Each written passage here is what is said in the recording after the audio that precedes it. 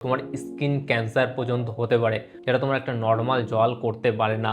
এর জন্য তোমার এক্সট্রা কোনো রুটিন বানাতে হবে না। সানলাইট আমাদের স্কিনটাকে কি বাজেভাবে ড্যামেজ করে।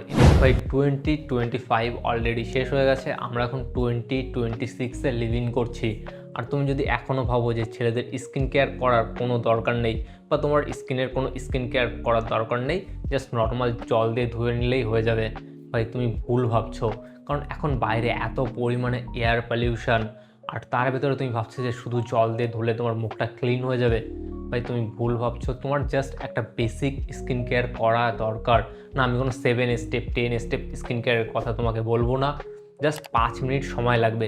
কারণ যখন স্কিন কেয়ারের কথা আসে তখন ম্যাক্সিমাম ছেলের একটাই কথা থাকবে, এই স্কিন কেয়ার করার মতো সময় আমার কাছে নেই। বাট তোমার রেগুলার লাইফের ভেতরেই আমি এটা কমপ্লিট করে দেবো উইদিন 5 মিনিটসের মধ্যে। এর জন্য তোমার এক্সট্রা কোনো রুটিন বানাতে হবে না, এর জন্য তোমার এক্সট্রা কোনো টাইম দিতে হবে না, বা এক্সট্রা করে যে আমার স্কিন কেয়ার করতে হবে তার জন্য যেতে হবে এরকম কোনো কিছু না। তোমার রেগুলার যে বেসিক হাইজিন তার ভিতরে আমি কমপ্লিট করে দেবো। ফার্স্ট স্টেপ হচ্ছে তোমার ক্লিনজার। আর মুখটাকে ক্লিনজার বা ফেস ওয়াশ দিয়ে ক্লিন করতে হবে। তুমি সকালে উঠে যখন ব্রাশ করবে তখন তুমি ব্রাশ করার পরে নর্মাল জল দিয়ে যখন তোমার মুখটা ধোও, ঠিক সেই টাইমে তুমি একটা নর্মাল ক্লিনজার বা ফেস ওয়াশ দিয়ে তোমার মুখটাকে ক্লিন করবে। এতে তোমার স্কিনে যত ডার্ট থাকবে, যত এক্সেস অয়েল থাকবে, যত ব্যাকটেরিয়া বিল্ড আপ হবে, সব কিছু খুব ভালোভাবে ক্লিন করে দেবে তোমার এই ফেস ওয়াশ বা ক্লিনজারটা, যেটা তোমার একটা নর্মাল জল করতে পারে না। তো এটা ছিল তোমার ফার্স্ট স্টেপ। আর সেকেন্ড স্টেপে আমরা যেটা করব সেটা হচ্ছে আমাদের স্কিনটাকে ময়শ্চারাইজ করব। তো ময়শ্চারাইজ করার জন্য আমরা ফেস ওয়াশ করেছি, তারপরে মুখটা ধুয়ে নিয়ে জাস্ট একটু ময়শ্চারাইজার নিয়ে আমাদের স্কিনে অ্যাপ্লাই করব। এটা করতে খুব বেশি হলে হয়তো 30 থেকে 40 সেকেন্ড টাইম লাগবে।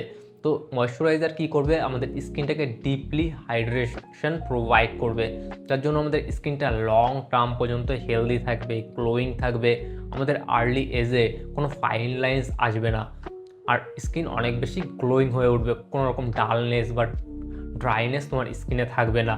আর অনেকে মনে করে যে স্কিনে যদি আমি ময়শ্চারাইজার ইউজ করি এতে আমার স্কিন ওভার অয়েলি হয়ে যায়। ভাই ময়শ্চারাইজার তোমার স্কিনের পিএইচ ব্যালেন্সটা মেনটেন রাখে, যার জন্য তোমার স্কিনে ওভার অয়েল প্রডিউস না হয়। তো বেসিক্যালি হয়তো প্রথম 2-1 দিন তোমার অন্যরকম লাগতে পারে, বাট লং টার্ম পর্যন্ত মিনিমাম 7 থেকে 10 দিন তুমি যখন ইউজ করবে তখন এটা তোমার কাছে নর্মাল হয়ে যাবে, আর তোমার স্কিন কোয়ালিটি অনেক বেটার হয়ে যাবে। তো আমাদের স্কিন কেয়ারের দুটো স্টেপ অলরেডি আমরা কমপ্লিট করেছি, যার জন্য আমাদের খুব বেশি হলে 2 থেকে 2.5 মিনিট টাইম লেগেছে। আর যেটা ফাইনাল স্টেপ সেটা হচ্ছে অ্যাপ্লাই সানস্ক্রিন। আর সানস্ক্রিন সব থেকে ইম্পর্টেন্ট একটা স্টেপ। আমি তোমাকে একটা ছবি দেখাচ্ছি যে সূর্য বা সানলাইট আমাদের স্কিনটাকে কি বাজেভাবে ড্যামেজ করে। ইনি একজন ইন্টারন্যাশনাল ট্রাক ড্রাইভার। আর লেফট সাইড আর রাইট সাইড দেখে তুমি বুঝতে পারছো, এক পাশে সান এক্সপোজার পড়ে, আরেক পাশে সান এক্সপোজার পড়ে না। তো যেই সাইডে সূর্যের আলো পড়ে সেই পাশটা কত বাজেভাবে ড্যামেজ হয়েছে। এই জন্য তোমার প্রত্যেক দিন সানস্ক্রিন ইউজ করা উচিত। কারণ সানস্ক্রিন তুমি যখন ইউজ করবে তখন তোমার স্কিনে সান ট্যান আসবে না, তোমার স্কিনে সানবার্ন হবে না। ইভেন লং টার্মে গিয়ে তুমি যদি সানস্ক্রিন ইউজ না করো তোমার স্কিন ক্যান্সার পর্যন্ত হতে পারে। আর সানস্ক্রিন ইউজ করলে তোমার স্কিনে কোনো রকম সানটান আসবে না, সানবার্ন হবে না, তোমার স্কিনে স্কিন ক্যান্সার হওয়ার চান্সও অনেক কম থাকে। ইভেন তোমার আর্লি এজের রিঙ্কেলসও আসবে না। তুমি দেখতে পাচ্ছ ওনার যেই পাশে সান এক্সপোজার পড়েছে সেই পাশটা কত বাজেভাবে রিঙ্কেলস চলে এসছে।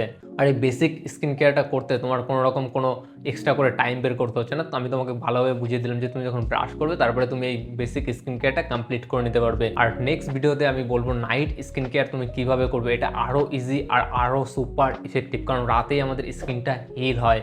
তো ডেফিনেটলি তুমি চ্যানেলটিকে সাবস্ক্রাইব করে রাখো। নেক্সট ভিডিওতে আমরা কথা বলবো নাইট স্কিন কেয়ার নিয়ে। আর দেখা হচ্ছে নেক্সট ভিডিওতে।